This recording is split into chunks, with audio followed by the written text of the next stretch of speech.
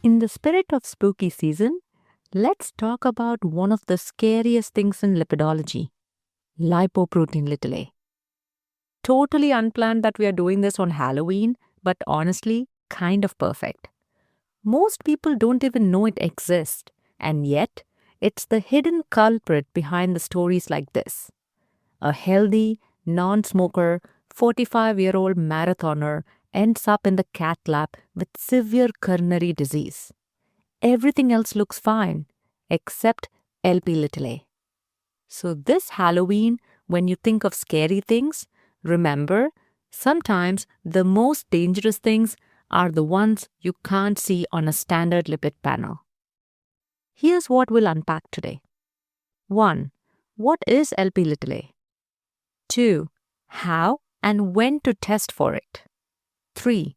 What to do when LP little a is high. You'll find a bonus visual handout in the show notes. And if you want everything in one place, you can check out www.lipidcurious.com.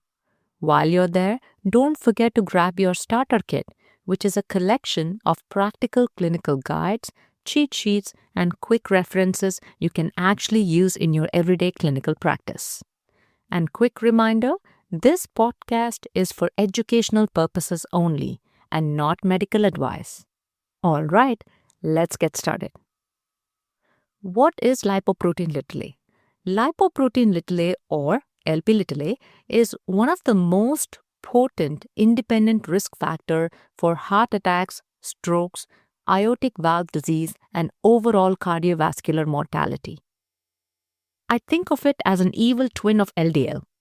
It has the same cholesterol core and ApoB 100 backbone, but with one sinister twist, a tail called apolipoprotein little a attached to the ApoB by a single disulfide bond. Picture a tennis ball with a slinky or a spring coil hanging off it. That extra coil completely changes the story, giving LP little a set of powers that makes it far more dangerous. ApoB little a is a sticky rope-like structure with repeating loops called kringles with a K. Here's the key part. One of these kringle section, specifically kringle 4 type 2, varies from person to person. And this is what makes LP little a levels unique. Some people have just a few repeats. Others have many up to 40. The fewer repeats you have, the higher your LPA tends to be. More kringle repeats makes the protein bulkier, and your liver produces less of it because it takes time creating these bulkier proteins. Same gene, but they have different expressions. It's almost like identical twins with different heights. And it gets worse. ApoB little a evolved from plasminogen, the protein that dissolves blood clots. So when plasminogen is invited to a place to do the blood clot, even lipoprotein little a gets the call. Because it still looks like the plasminogen, it competes with it, blocking normal clot breakdown. That's why LP little a is pro-thrombotic. So in one particle, you get the worst of all worlds. 1. It has an LDL-like core which is driving plaque formation, so it's pro-atherogenic. 2. The plasminogen mimicry blocks clot dissolution, so it's pro-thrombotic. 3. It carries oxidized phospholipids that triggers inflammation and plaque instability. So it's pro-atherogenic, pro-thrombotic, and pro-inflammatory. A triple threat as terrifying as anything you'll see this Halloween. And all this is coded right in your DNA. The LPA gene on chromosome 6 decides how much LP little a your liver makes. Each person inherits one copy from each parent, both expressed in an autosomal codominant pattern. If even one parent carries a high output variant, your LPA can skyrocket. If both do, the LPA levels can be very high, extremely high. That's why families with premature heart disease, heart attacks, or strokes in their 30s or 40s often share this trait, even when the LDL looks normal. And here's the kicker. Lifestyle barely touches it. Diet, exercise, and weight loss have almost no effect because production is genetically hardwired. Your Lp(a) level is set by the age of 5 and stays remarkably stable for life. Now that we know what Lp(a) is, let's talk about something just as important: testing. Because what you don't measure, you can't manage. Lab reports Lp(a) in one of the two ways: either mass units such as milligram per deciliter or particle number, which is nanomoles per liter. Here's the problem: they are not interchangeable. Different apolipoprotein sizes carry different amounts of cholesterol, so conversion tables don't work very well. That's why nanomoles per liter, which reflects the actual particle count, is preferred. As a rough guide, values about 30 to 50 milligram per deciliter or 75 to 100 nanomoles per liter falls above the 75th to 80th percentile for the population and signals higher risk. In a large US study of over 500,000 individuals, Lp(a) levels about 30 milligram per deciliter were found in roughly 1/3 of the people. So this is not rare, just rarely measured. Here's the twist many overlook. The cholesterol inside Lp(a) actually looks so similar it is added into your LDL-C measurement. So if LDL-C seems stubbornly high despite statins or other cholesterol-lowering medications, part of that LDL-C might actually be Lp(a) hiding in plain sight. So who should we test? According to the National Lipid Association, check Lp(a) in patients with personal or family history of premature heart disease or ischemic stroke, first-degree relatives with elevated lipoprotein(a), familial hypercholesterolemia or LDL-C more than or equal to 190 milligram per deciliter, recurrent or progressive ASCVD despite optimal therapy, calcific aortic valve stenosis, when LDL-C reduction on lipid-lowering therapy seems less than expected. A few practical notes. Testing doesn't require fasting. This is widely available and mostly inexpensive, and levels stay stable over time. But inflammation can temporarily increase them, so confirm unusually high results after things settle down. The American Heart Association notes that Lp(a) more than or equal to 50 milligram per deciliter or more than or equal to 125 nanomoles per liter is a risk-enhancing factor, one that may tip the scale towards statin therapy for adults 40 to 75 years of age.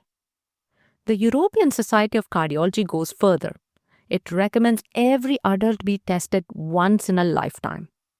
Very high inherited levels above 180 milligram per deciliter carry a lifetime ASCVD risk similar to a genetic familial hypercholesterolemia disorder.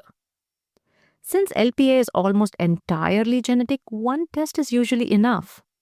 If it's high, repeat it once to confirm, especially if the patient has inflammatory disorders or acute illness.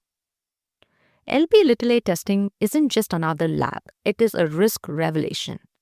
One test done once can uncover hidden genetic risk that standard lipid panel misses. And that insight can change a person's entire cardiovascular prevention strategy. So you have identified high Lp(a). Now what? Here's the truth.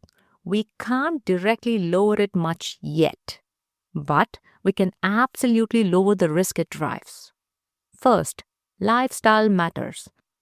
A heart-healthy diet, regular activity, blood pressure control, and smoking cessation don't reduce Lp(a) themselves, but they strengthen the foundation.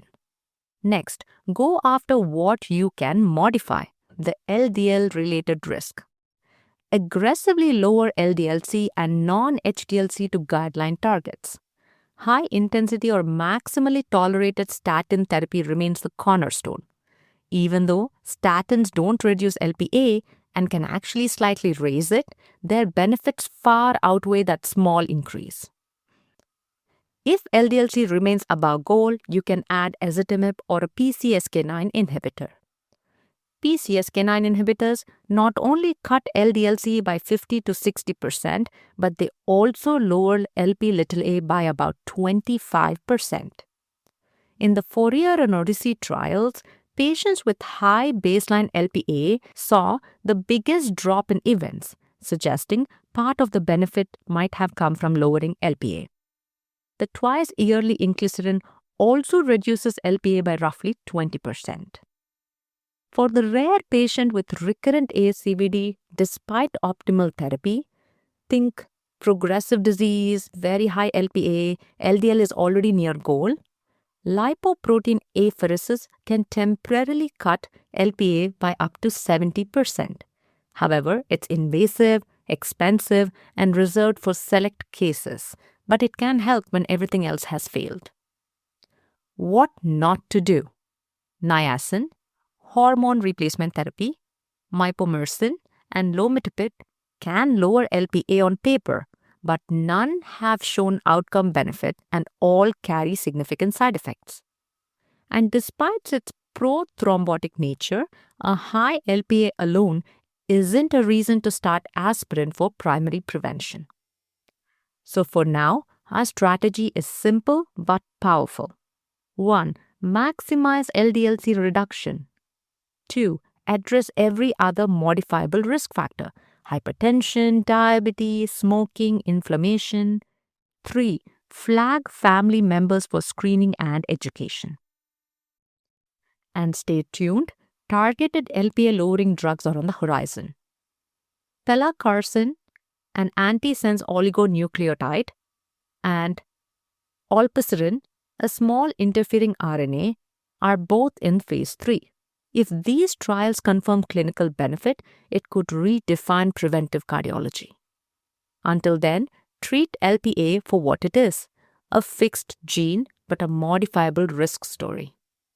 So as we wrap up this spooky episode, remember, Lp(a) may be invisible on a standard lipid panel, but it's no myth. It is a quiet genetic ghost haunting even the healthiest hearts. One simple test can uncover it.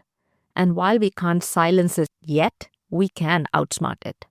Because when it comes to cardiovascular prevention, knowledge isn't just power, it's protection. Here are the take-home points. 1. Lp(a) is genetic and stable. Your level is set early in life and barely changes. 2. Test it once. That single result can reveal hidden cardiovascular risk that LDL-C alone might miss. 3. We can't lower it directly yet, but we can lower the danger it creates by targeting LDL-C, lifestyle, and every other modifiable factor. All right, folks, our next episode drops in 2 weeks. We'll be diving into atherosclerosis and how these lipoproteins actually start plaque formation. Thanks for tuning into LipidCurious. If today's episode was helpful, share it with a friend or a colleague. I'd love to hear your feedback or topic suggestions. You can always reach me at hello@lipidcurious.com. Be sure to subscribe or follow so you don't miss what's next. And don't forget, you can grab the free starter kit and Season 1 visual guide at www.lipidcurious.com. Until next time, stay curious and stay confident. Signing off, Dr. Pulipati.